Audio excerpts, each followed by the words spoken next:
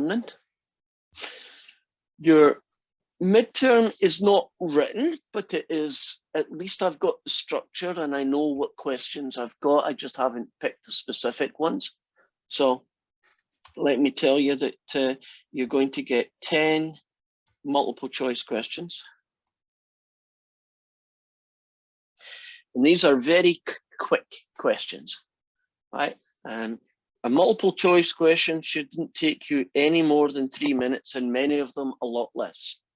So if you look at a multiple choice question and you think, oh, I'm going to do this, this, and this, and it's going to take me about 5 or 10 minutes to do it, you are wrong. And what you will do then is pick C, or whatever is your lucky letter of the alphabet, and move on.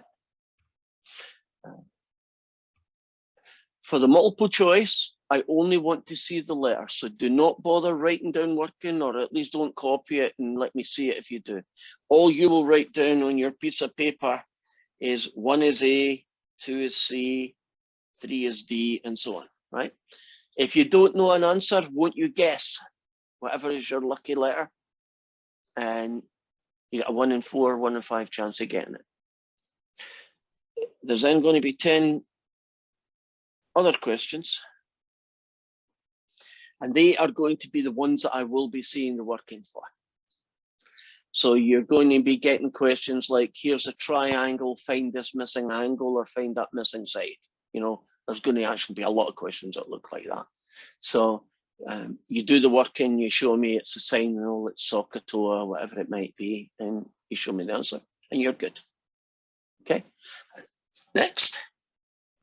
I have a question. Yes. So are all the so we're going to get given a PDF, and then we're gonna have to write on a piece of paper for the answers, right? Correct. Okay. Are we able to print off the PDF?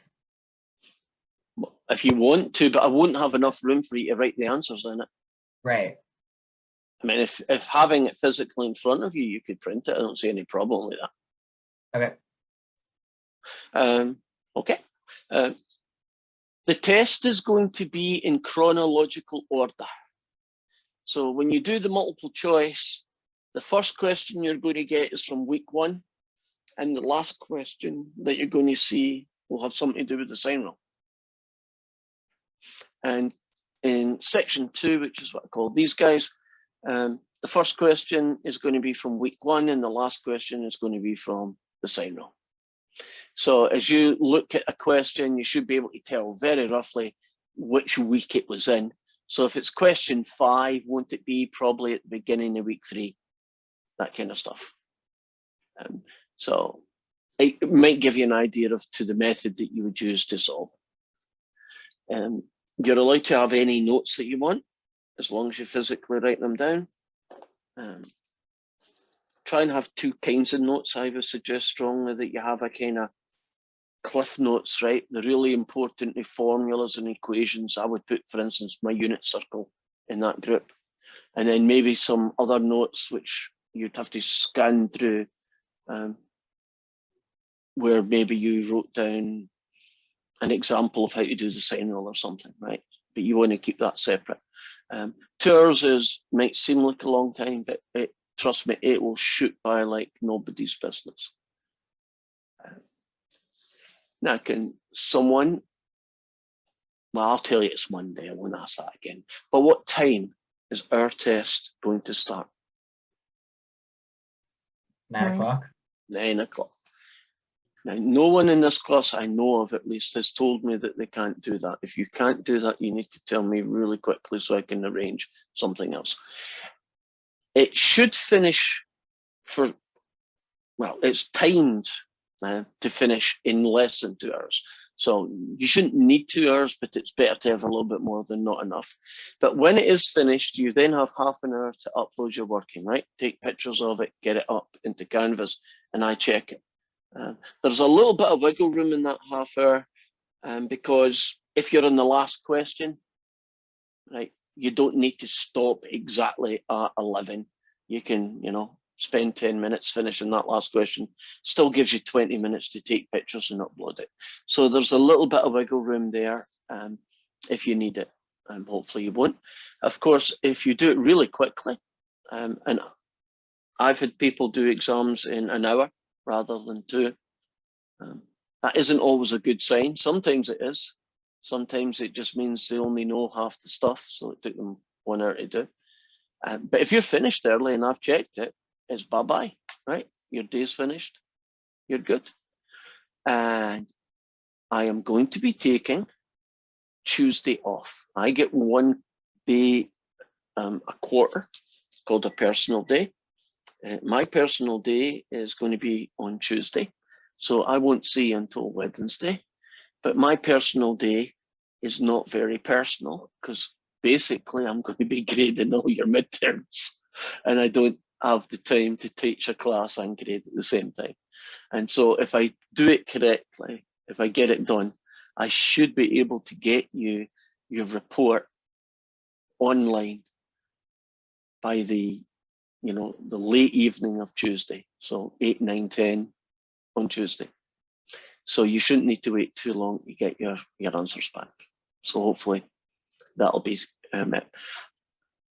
That will also include your report. I've tried to, but it's just taken me too long.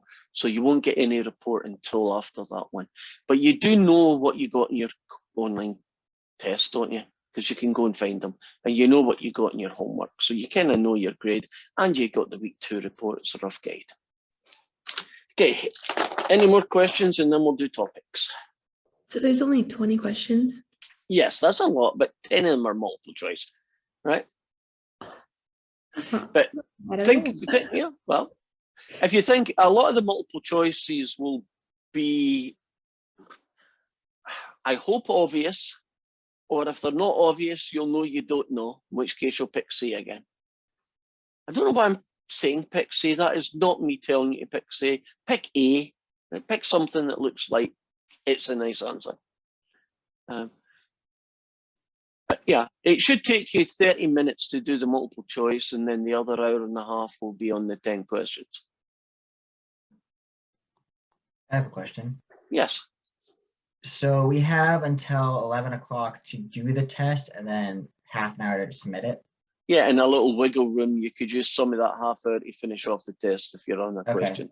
So then it's due by like 11:30 then? Yeah, 11:30 is when it has to be inside in Canvas and checked by me. Yeah. All right. So you better make sure it's before that because it cuts you off really quickly, right? You know, like WebAssign cuts you off, Canvas has got that same TikTok clock. It'll cut you off. If you're a minute over the time, you won't be able to do it. Okay. You might want to practice using Microsoft Lens just to make sure that you know how to take the pictures and how to get them. Some people can transfer them by sending them to themselves as an email, and then they go to their computer and they download the email. Because I think you'll know yourself. Is it okay in Canvas? Yeah, it works really well. That's Right. typically what I do. Right. So Lena's your go-to person. So if on Saturday you can't make it work, you email Lena and you tell her, help, talk me through this, and she'll show you, right? Because you're an expert, right, Lena? I'm not sure I would call myself an expert, but I hope I'm somewhere. Good. Right. So there's the resource. Right.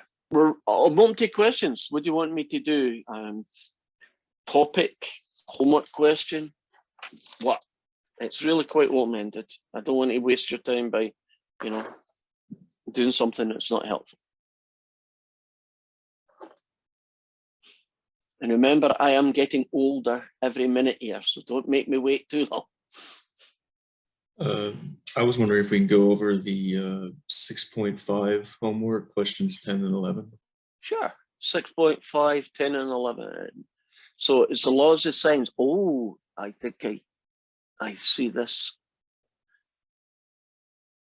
10 and 11 sounds like it's quite late on. Oh, I'm wrong. It's right in the middle. Oh, it's a double angle when there are 2 triangles, right? Yeah, those ones. Those ones, yeah. Okay, so here is a version of question 10. I'll set up, I'm a visual person, so I find it very helpful to draw pictures. And in a lot of these questions, I'm not even sure how you can do it if you don't draw a picture. right? So I don't even care that these are the wrong size or that it looks like isosceles. It's just a picture to draw so I can put my numbers in. So A is 37 and C is 44. And they told me angle A is 33. And this question tells you that there are two sets of answers, right? So that kind of helps.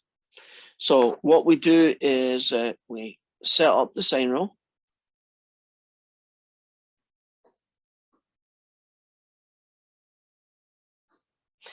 And there is angle A. There is little a. And there is little c. Those three we know. So in this question, would you agree that angle C is the one I need to go hunting for? Right. I know those three, right? And I need two pairs. So that's why I'm picking C. So I'm going to do sine A over little a and sine C over little c.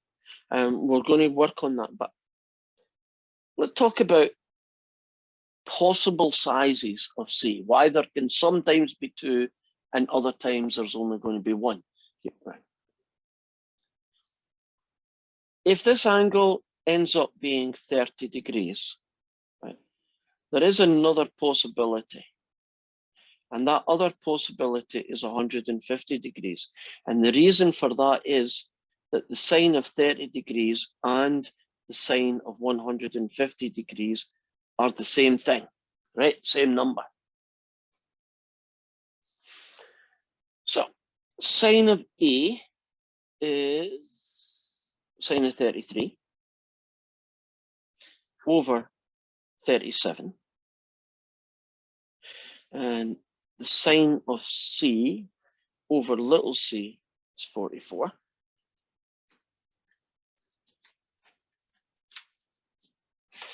If I do a cross multiply, I get 37, the sine of C is 44, the sine of 33 degrees.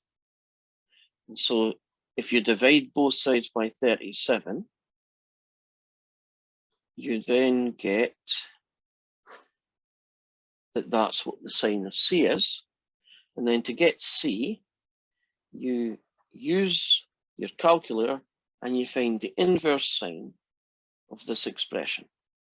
So you're essentially finding an angle whose sine is equal to that.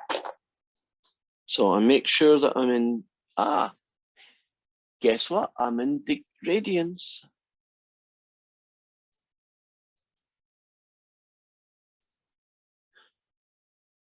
Okay, clear that out of the way.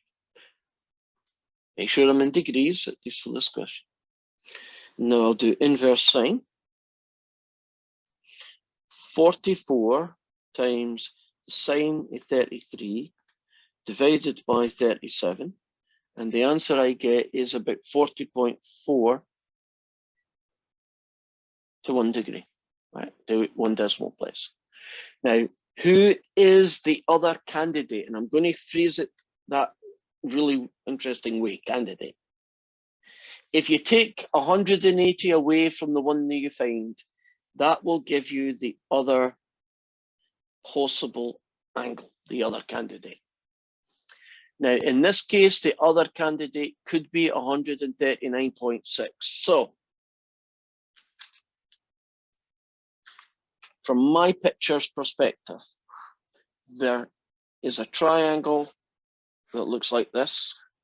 There's a 37, there's a 44, this is 33, and we're about to find this angle, and it's 40.4. That one works, right? Now, if I try the second one, this is 33 degrees. And this guy here is 139.6, even if he doesn't look like it, doesn't matter. The reason why this one is also going to work is, do you notice that this angle and this angle are less than 180? So that means there's enough room for it, right? 139 plus 33 is only about 171, right? There's enough room for it. Can we imagine a different world where we had a 69 degrees here? Wouldn't the 40.4 be totally okay? Because it is going to be okay. But you can't do a 69 and at the same time do 139.6. You see, there's not enough room for it. So if you're wondering, how do I know if there's going to be two angles or not? It's easy in WebAssign, don't they tell you there's two angles, right? And you have to find both. But in a normal question, wouldn't you find this angle? And then you'd say, I'll have a check in case there's a second answer. Right. In this case, no. In this case, yes. So what we now have are really two different triangles. And so we're going to solve them. Here we go. There's our two that we got. These are the ones that work. And we're going to solve them by finding who the third missing angle is. So if I take this one, I've got a 33 and I've got a 40.4. That gives me this. I take it away from 1A and forget about the negative sign. That's just, so it's 160.6. And this one, I have a 33, I have 139.6. And take that away from 180, you're left with 7.4 degrees. So do you see there's now two different triangles, right? Different angles at least. Now, there's one more side to be found. If I wanted to find this last side, couldn't I use the sine rule and I'll get an answer? If I want to find this one, I will also use the sine rule. And what you will discover is that that side will end up being different than this one. This one might be 162 and this one might be 22, right? So two separate answers. In fact, in the question that we've just done, if you want to know what the real answers are, this guy here ends up being 65.1 and this one here ends up being 8.7. So two distinctly different answers. Did that help? Is that what you wanted? Yeah, that was what I was looking for. Thank you. You're welcome. Different situation. It's always good if there's little tricks you can use to tell if you're right, right? So you do the calculation. Do you know, I could have had radians by accident. If I had radians, wouldn't I get out the wrong angle, right?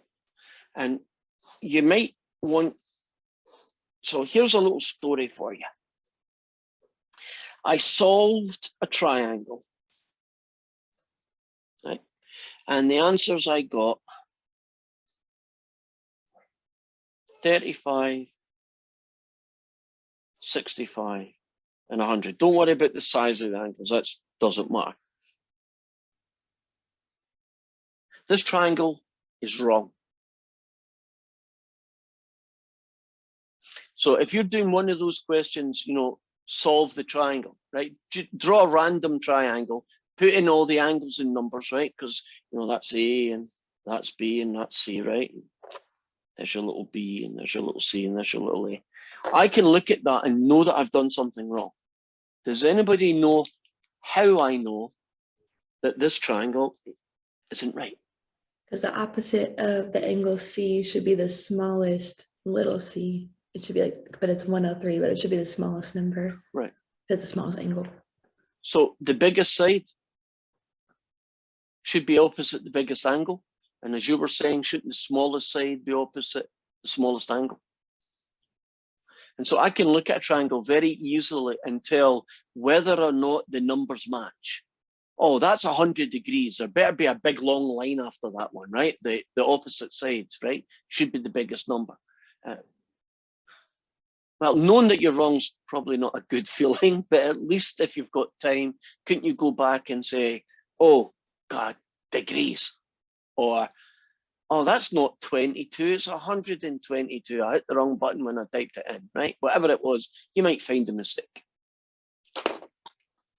But never rub out any working until it's been replaced, in case you've run out of time, in which case, you know, I can't say anything because you've scrubbed it out. Next question, next topic.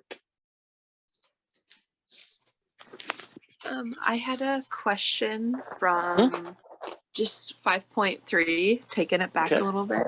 Doesn't matter, 5.3 works. Give me I think it was number 9. For some Okay. reason, my answers were not right, and I just want to see one of those worked out again. Right, not a problem. 5.3. Okay, who was it was talking there? Caitlin? Is it you? Yes, it was. Okay. I'm want to find yours, that way I can make sure I get the same numbers as you. Okay, so Caitlin, let's see if we can find that guy. Okay, was this questions 20 and 21? That was my follow-up question Okay, for that one. Right, what was the previous, what was the one you want me to deal with right now then? I believe it was number 9. Okay, load it up, see what's going on here. Okay, so we're dealing with those questions where they gave you the equation of a sine function in this case, and it was written in this format. And we're being asked to find amplitude, period, and horizontal shift, right? Okay. Now, the amplitude in this one is pretty easy, it's 1, and that wasn't your issue.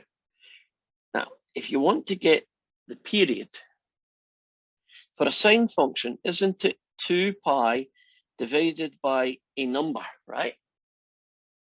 Now, the way this question is written might make it a little bit less obvious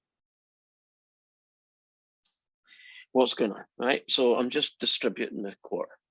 So it's 2 pi divided by a quarter, which is 2 pi times 4/1. So the period was actually 8 pi. So the formula for getting the period is going to be 2 pi. If I remember right, did I call this guy A? I'm trying to remember what letters I used last time. So it'd be 2 pi over A if I used the A. I think you might have, was it B because of Okay. A? Oh, amplitude would be A, right? That would be B, and I'd call this guy C. Okay. Then that can be B, and this can be C, and there'll be an A there. Right. Now you've got one more fella called the horizontal shift. Now, the horizontal shift is that guy divided by that guy. So it'd be pi over 20 divided by a quarter.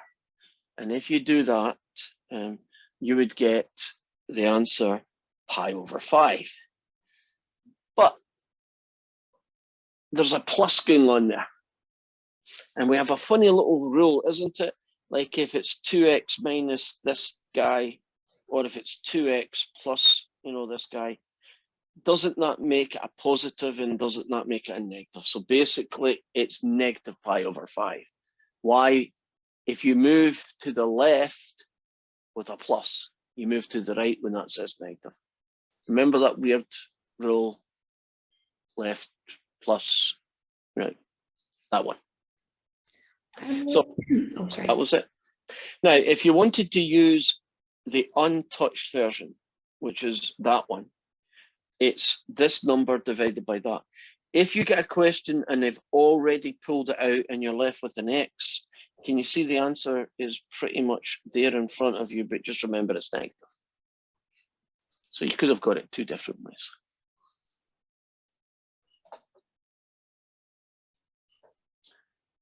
Does that help, Caitlin? It's all a matter of formulas. You might want to look up my notes and figure out A, B's, and C's. If that was going to be one of your notes, wouldn't it probably be helpful to do like a numerical example of it so you could see Yeah. what numbers would be what? Looking what back was- at it, I can see what I did wrong. I have no idea how I got the answers I got actually. Well, I'm but, pretty sure, I think I know why you get the 4 pi over 20 answer. It sounds to me like you did this and then you multiplied it by 4 and you know. Yeah. So I think Yeah. I just have to writing it out and stuff helps, but this definitely helped. But yeah, the Okay. other 2 questions I had from that homework were like, I think the last 2. They are. So let's look at 20 and see what heck is going on with this one. These ones say that you can use a graphing calculator. Me personally, I would use Desmos, which will do. So if you want to use Desmos, you can. Question 20 is asking you to find the maximum and minimum value of these functions. So can we just pretend that it looks like that between 0 and 2 pi? Right. Actually, it's probably a bad choice. Can we pretend that it looks like that? That would be much better. When they ask for the maximum, they're asking for the y coordinate. And they ask for the minimum, they're also asking for the y coordinate. I suspect you may have gave the x coordinates by mistake. So since they say a calculator, let's just show you that you can do it with a calculator. In this question, it is in radians. So I have to make sure that I'm in radians. So here we go. You go and you type in y, well, you clear this out first, and then you've got y equals, so you do x, take away 2 sine x. You go to your window and you make it 0 to 2 pi, because that's what they want you to look at. And I like to do zoom 0 just to see what it looks like. So I wasn't even vaguely close. Would you look at that picture? But would you agree it's got a minimum and it's got a maximum, right? So I want to find the y coordinate of that guy there. So second calc. And if you want to use your TI-84, you go choice number 4, find the maximum, hit enter.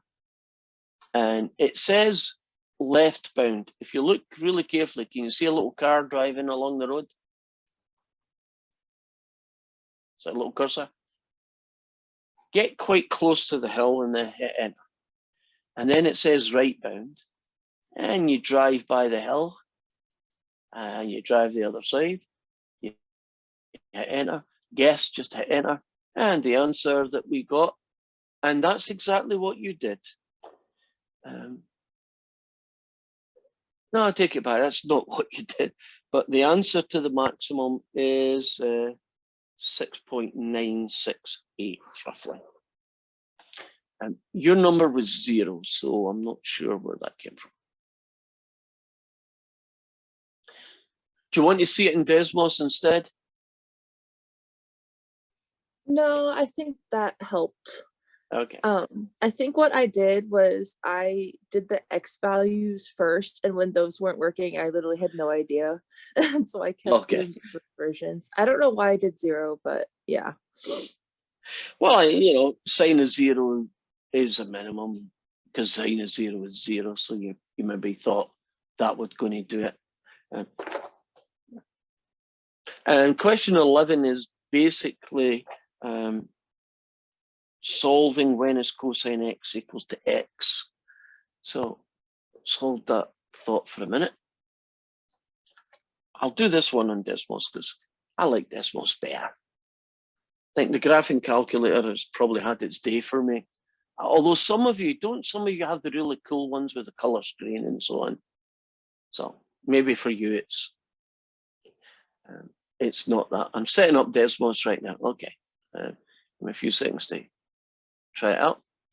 Okay, so we're going to find out solving when is cosine x equals x. So what I'm going to do here is I'm going to say y equals cosine x. And then down here, I'm going to do y equals x.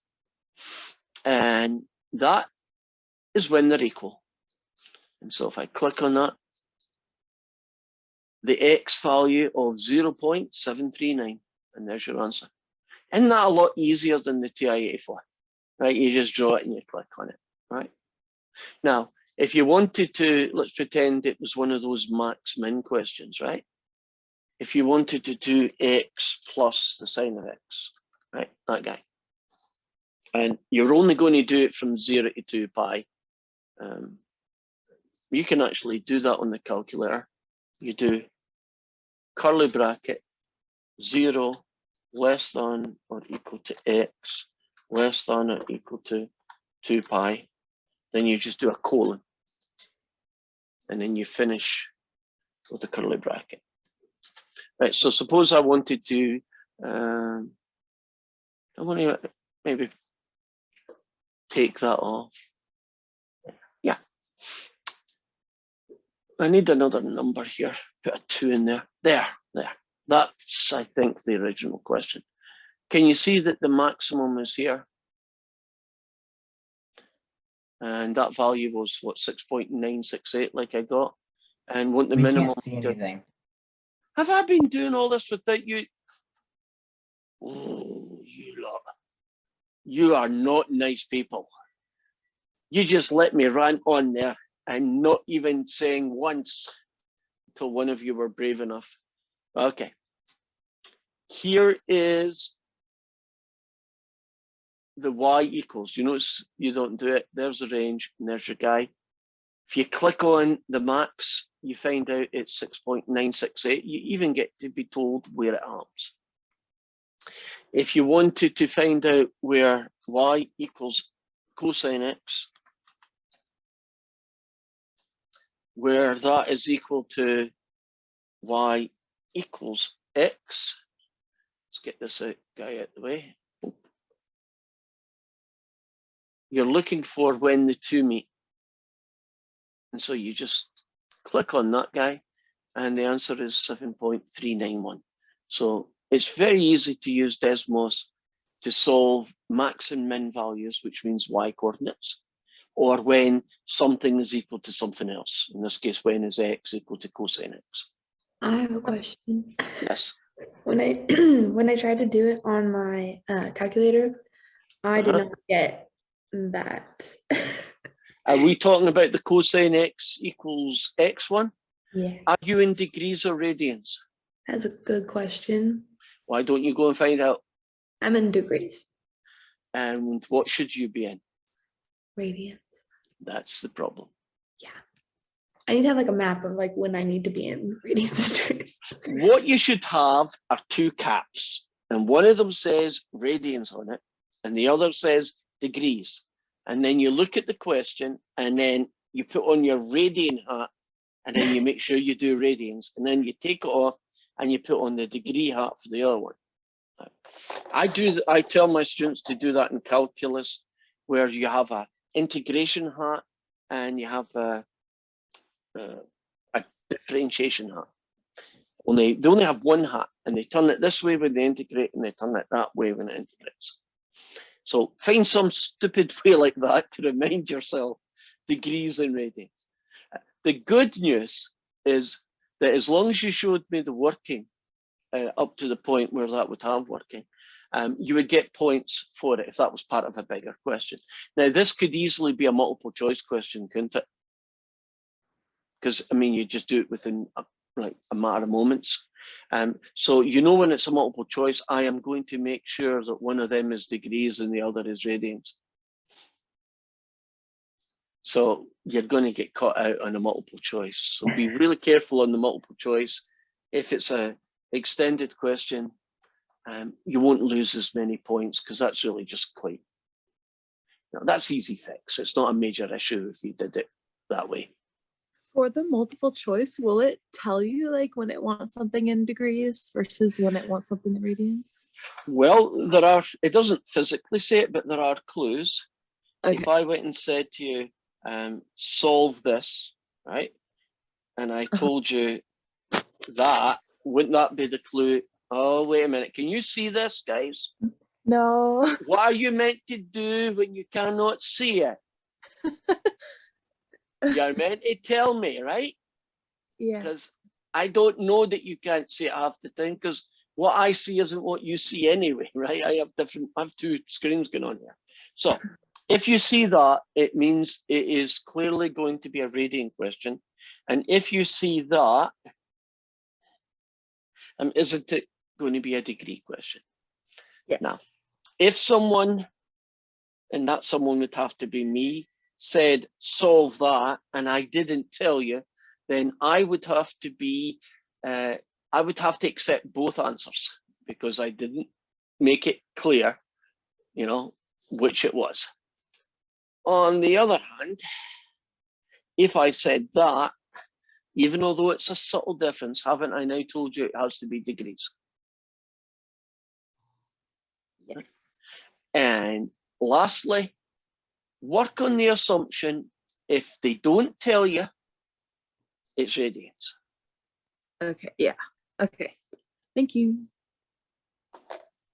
I'm saying it like I'm not me, because I'm the one that's making this. But in general, if they don't tell you, it typically means radians.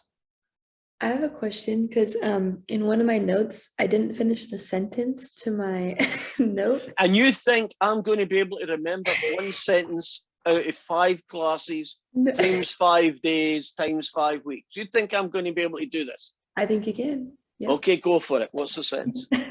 I'll tell you the context, don't worry. Well, that will help.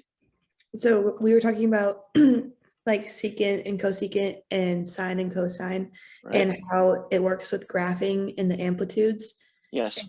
For the amplitudes for those secants and cosecants, those amplitudes don't like stretch them out, right? It's just the starting point of it.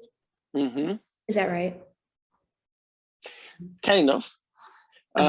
So what we're looking at is, if you look at the two functions that are like married, right? I talk about pairs of functions, right? Cosine and secant are very similar to each other, right? In fact, isn't a secant just 1 over a cosine? And isn't a cosine, you know, 1 over a secant, right? That's, but we're talking about the graphs of them, right?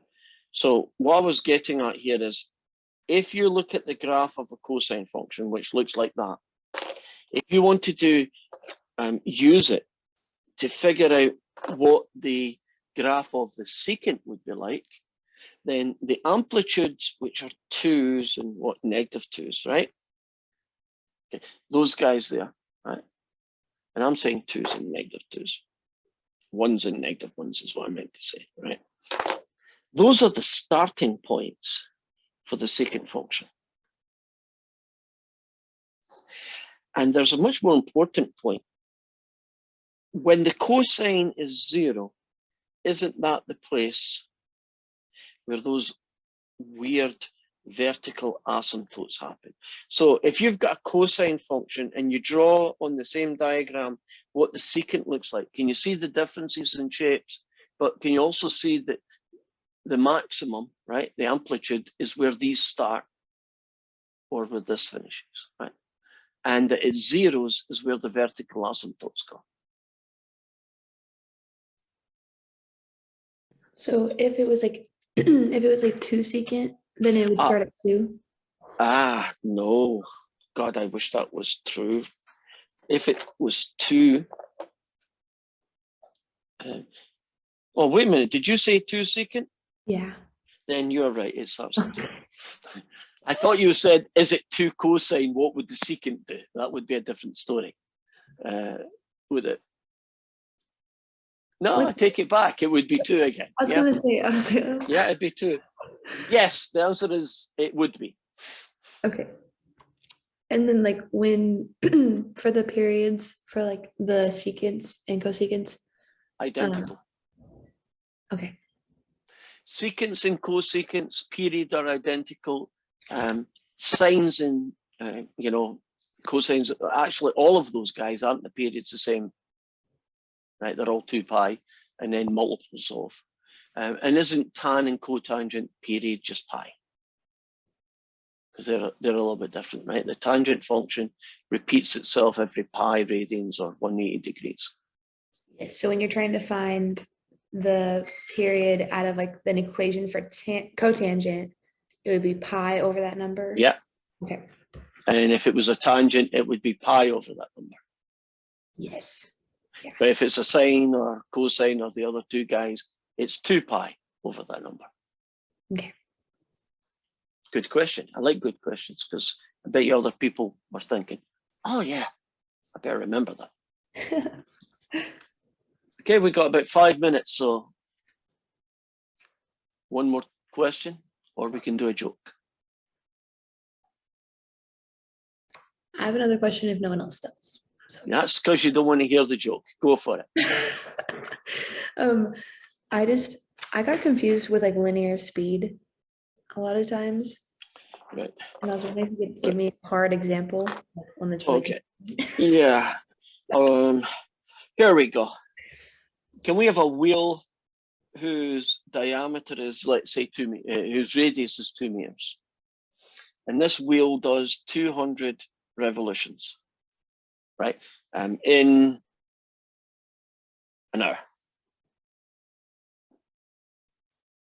So far, so good. What is called the linear speed is basically distance traveled divided by time, right? Now, in this case, I've made my question really easy by making it 1 hour, but don't they sometimes do it in 4 seconds or 50 minutes or something weird? But it would be time. Now, what is the distance traveled? Well, 1 revolution of a wheel, its distance that's traveled is 2 times pi times 2 is 4 pi. But if it turns 200 times, isn't the distance traveled 800 pi? Are you comfortable about how to find the distance that a wheel turning more than once would be, right? So if it's 20 revolutions, it's 20 times 1 circumference. Right, so the linear speed is really the same thing as the speed, right? If that was somebody on a unicycle pedaling really fast, their speed would be that. If you want to know what that is as a decimal, 800 times pi. That person is going at 2,513 meters per hour. Or if you had a unit issue, it would be 2.513. Very often, don't these questions have feet in them?